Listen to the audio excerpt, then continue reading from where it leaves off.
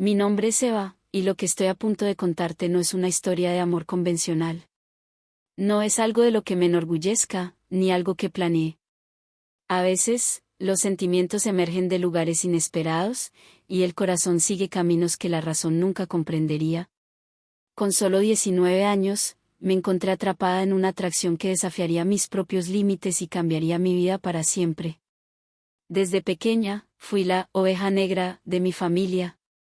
Era la chica que nunca encajó en las expectativas de mis padres, especialmente en las de mi madre, una mujer estricta que creía tener el control absoluto sobre cada aspecto de mi vida. Con su carácter severo y sus opiniones inflexibles, ella intentaba dictar hasta los más mínimos detalles de mi día a día. No importaba cuánto intentara ser la hija que ella quería, siempre me encontraba en su lista de reproches. Mi actitud rebelde, como solía llamarla, nunca encajó en su visión de la familia perfecta. Ese verano, mi madre sugirió que pasara un tiempo en la casa de mi tío Gabriel, el hermano menor de mi padre. Pensé que aquello sería un alivio, una oportunidad de escapar de sus críticas constantes y encontrar un poco de libertad, aunque fuera temporalmente. Gabriel siempre había sido un enigma fascinante en mi vida, y esa idea de convivir con él por un tiempo despertó en mí una curiosa emoción. Él era distinto a todos en mi familia, tanto en apariencia como en estilo de vida. Gabriel era un hombre alto, de facciones definidas y mirada profunda, un tipo de atractivo que me había intrigado desde pequeña. Sus historias de viajes y aventuras me fascinaban, y sus regalos exóticos, que traía cada vez que volvía de un país lejano, siempre parecían salir de un cuento de hadas. Había algo en el que despertaba en mí una admiración que se sentía diferente, algo que crecía dentro de mí sin que yo lograra definirlo. ¿Era admiración, curiosidad, o algo más? Cuando llegué a la casa de campo, la atmósfera parecía teñida de una tensión sutil, una energía que no sabía cómo interpretar.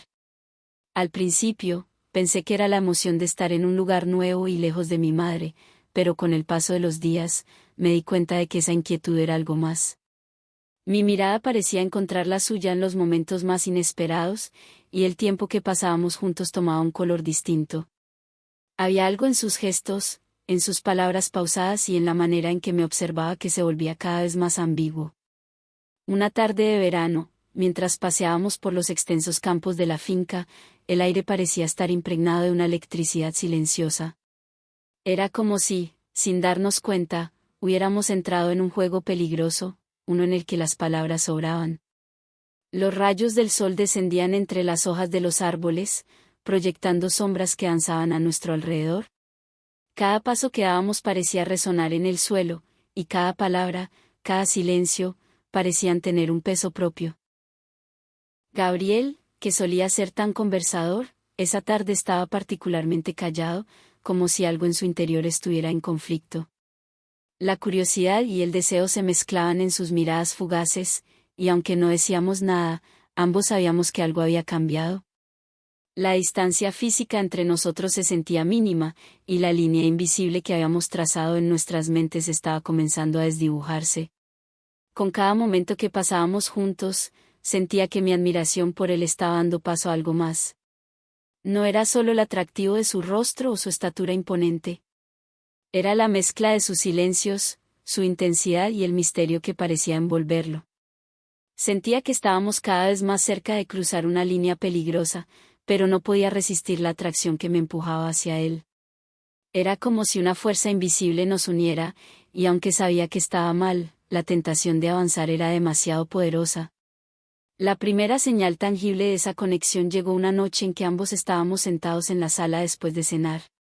Había algo en el ambiente que hacía que todo se sintiera más íntimo. Nos mirábamos sin decir nada, pero cada gesto parecía tener un doble significado. En un momento, mientras él regresaba de servirse una copa de vino, decidió sentarse a mi lado en el sofá en lugar de en su silla habitual. La cercanía era palpable. Nuestras rodillas se rozaron, un contacto breve, pero que encendió una chispa en mi interior que no pude ignorar.